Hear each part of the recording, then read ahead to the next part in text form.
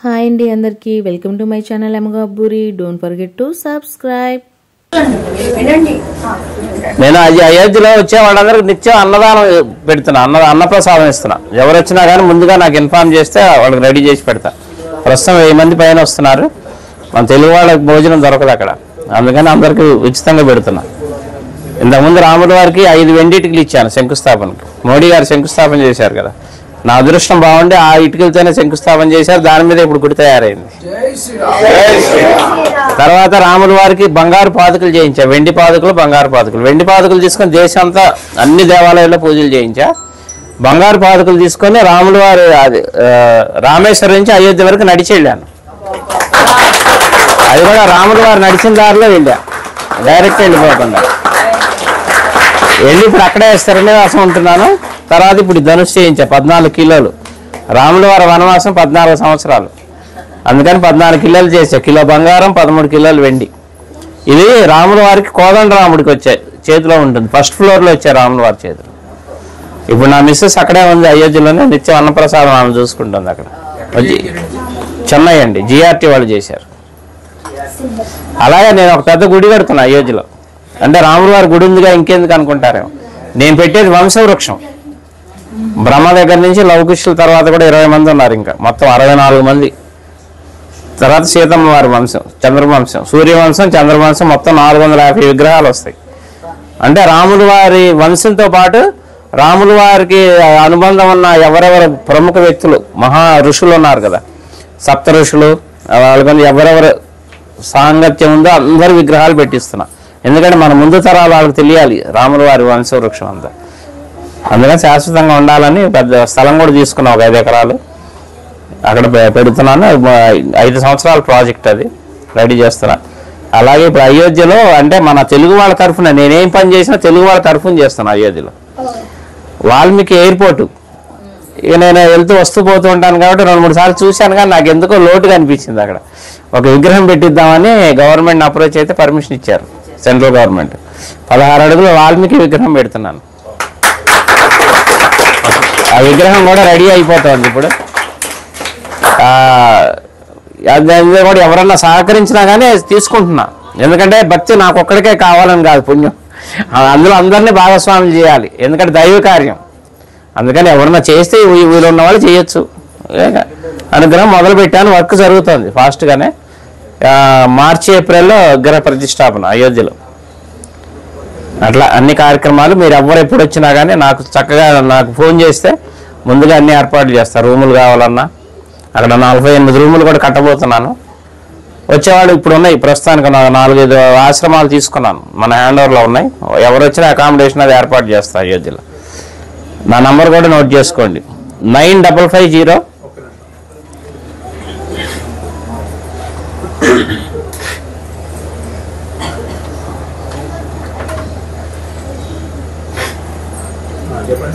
9550 754 389.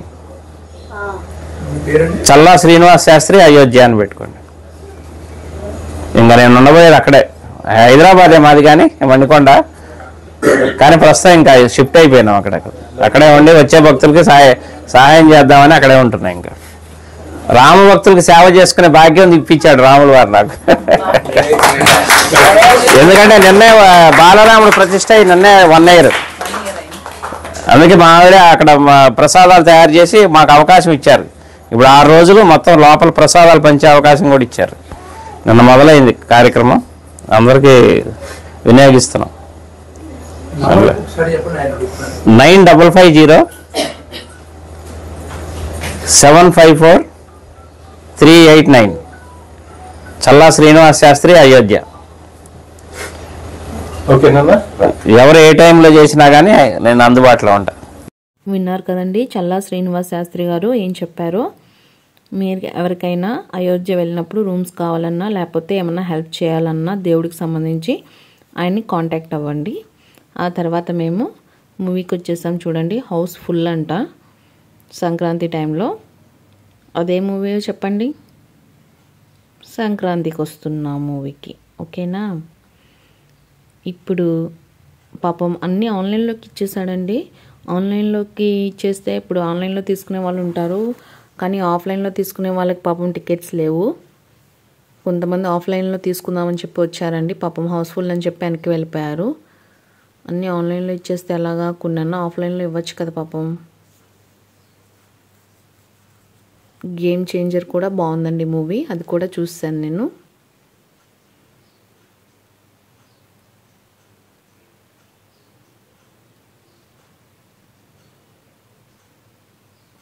ఇంకోని థియేటర్లోకి ఎంటర్ అయ్యాము. మాకు మాత్రం టికెట్స్ చాలా కిందకి దొరికాయి.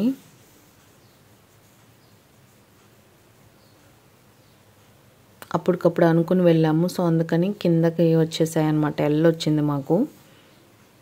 ఎల్ అంటే దాన్ని బట్టి మీరు అర్థం చేసుకోండి, చాలా కిందకి.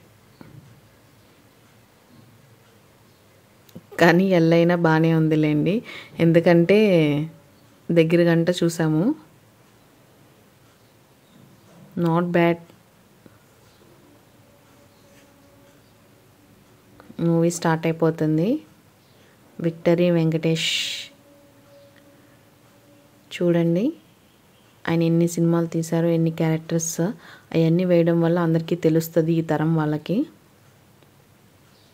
మూవీ పేరు సంక్రాంతికి వస్తున్నాం.